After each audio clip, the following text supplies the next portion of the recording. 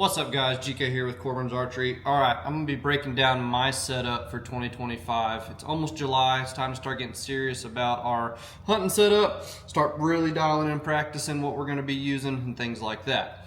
Now with that being said, I do tend to tinker a lot, I do kind of change some stuff last minute, but some things that I'm going over today will not be changing. This is what I will be running for my mule deer hunt in September. I drew a tag that I had 2 years ago where I shot this mule deer right here on a public land spot and stalk hunt with my buddies Chance and Josh. But getting ready for that hunt, I'm gonna kind of set up my bow similar. Back in 2023 when I had that tag, I was shooting a Phase 4 33. That was the new latest and greatest thing for Matthews. This year, after testing all the bows, it kind of came down to two for me. It was the PSE Mach 33 and the Lift X33. So out of those two bows, the one I selected to go with for 2025 is the Matthews Lift X33, and a few reasons why I did that. One, shot Matthews for years, very comfortable with their profile, with their setup, all that stuff. I also love their bridge lock technology. I think it is very stable, makes me a better shot, something I'm comfortable with since I'm used to it.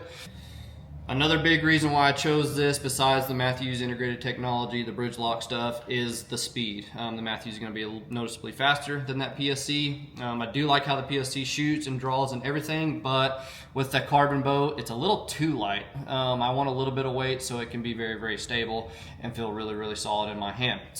Another reason that weighs into this decision making is going to be price. The PSE Mach 33 is going to come in, I want to say, at $18.99 for the 33 versus the Matthews is $14.69. So big difference in price. Yes, we pay for our bows. No, we don't get stuff given to us. We don't get free bows and things like that. We are not under contract. I'm going to shoot what I think is the best bow for 2025 out of what we carry. I'm going to purchase said bow, shoot that bow for the hunting season, and then try to upgrade the next year. We do not get given anything. We're not sponsored or contracted by Matthews, Hoyt, PSE, anything. So those are some of the reasons why I went with the Matthews Lift X33. Now I'm going to break down some stuff that's on this bow that I'll always run, and then some stuff that's new for me this year. So let's dive right into it.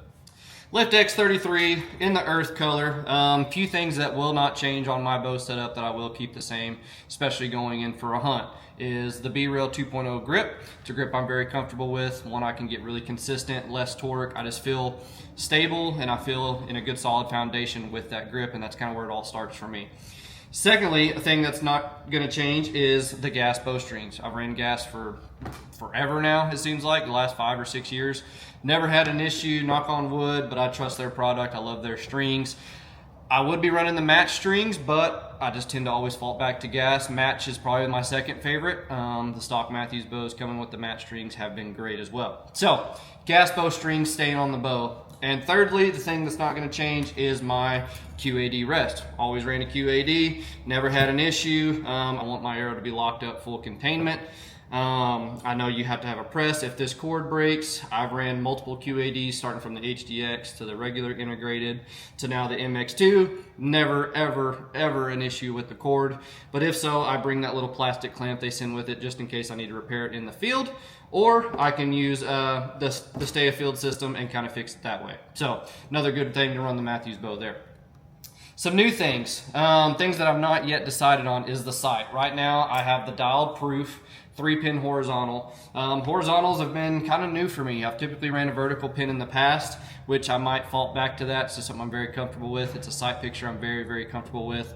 If I do tend to run a vertical 3-pin, I'm going to run the Dark Owl Scope 3-pin here. That was made by Dark Owl, Cody. He makes a great product, and I'll pair that with the HHA Nitrix Pro bar. So that's still to change. The sight is kind of it's not really a good thing to do last minute, but it's kind of one of those things where I'm constantly tinkering.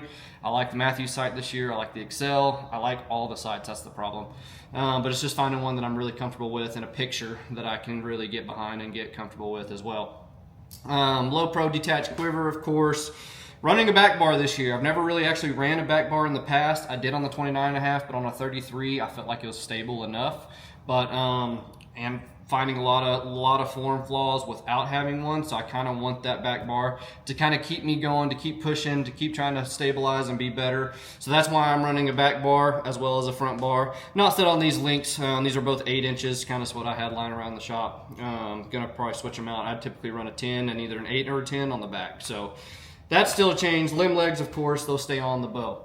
But as far as the setup, it's gonna be the Lift X33. As far as releases go, I just kind of went back to my Wise Guy from Spot Hog. Just, I don't know, it's kind of one to fall back to, but I do tend to like a thumb button better. I too tend to anchor better with the thumb button, so I'm still playing around with those. I've also really been liking the Solex clicker from Stan. So tons of options, haven't really decided on a release. I can shoot indoors and shoot 20 yards and feel decently good about all of them, but it's really when I can back up to 60, 70 yards and kind of start flinging some to where I can get a sense of how well I'm anchoring, how well I'm executing, and things like that. So release or still tinkering. I know I can fall back to this release and be very, very consistent and very, very, you know, accurate, and it can get the job done. This is what I hunted with in 23. But here lately, it's been all about thumbs. I'm really trying to get behind this click as well. So it's just all new stuff, still trying, still tinkering. Arrows, I will be running the Made in America, USA, all the way, Easton Axis 4 mils. I love the 4 mil design, always have. Good weight for me as well, kind of keeps me in that 450 range, kind of where I like to be with my setup. By the way, my setup's gonna be 29 inches, probably 70 to 75 pounds, 85% let off on that stuff. So Easton Axis 4 mil, the long range is in a 300 spine. I'm gonna do something a little bit different. I'm gonna upgrade to their 75 grain half outs that they made here.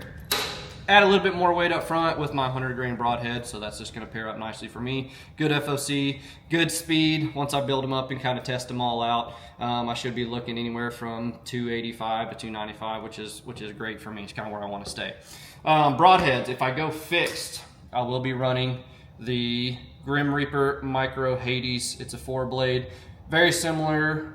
Where is it? There we go. Very similar to a Slick Trick Standard, which I've ran in the past as well. I just kind of wanted to try something different. I've shot a lot of stuff with the regular Grim Reaper Hades, the Hades Hybrid, all that good stuff. But this year, if I go fixed, I'm going to try the Micro Hades. A little bit smaller, a little bit more accurate at distance if I need that, but still good penetration, good cut, all that good stuff.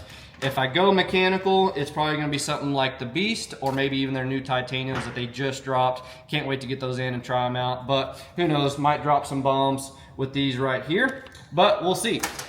As far as the setup goes, that's kind of what I'm going to be running. Going to build some arrows. Oh, lastly, on my arrows, I will be running the new, pull these out, the new Alpha Veins.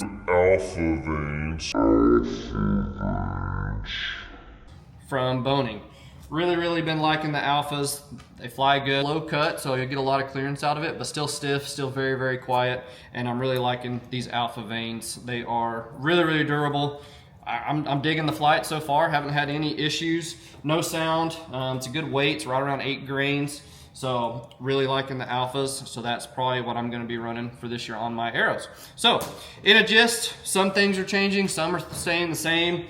Some things are still up in the air as far as release and sights and whether I'll go fixed or mechanical. So that's the setup for 2025. Looking forward to getting on another good mule deer, hopefully, and knocking that tag, but just ready to get out on some public land that is not for sale, by the way.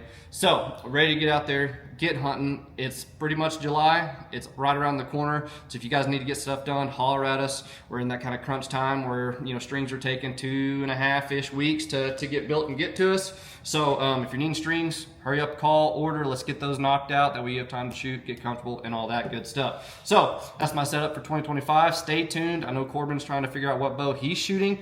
So stick around, see what he's going to be running with on his awesome elk hunt, and we'll guys catch you around later. Thanks.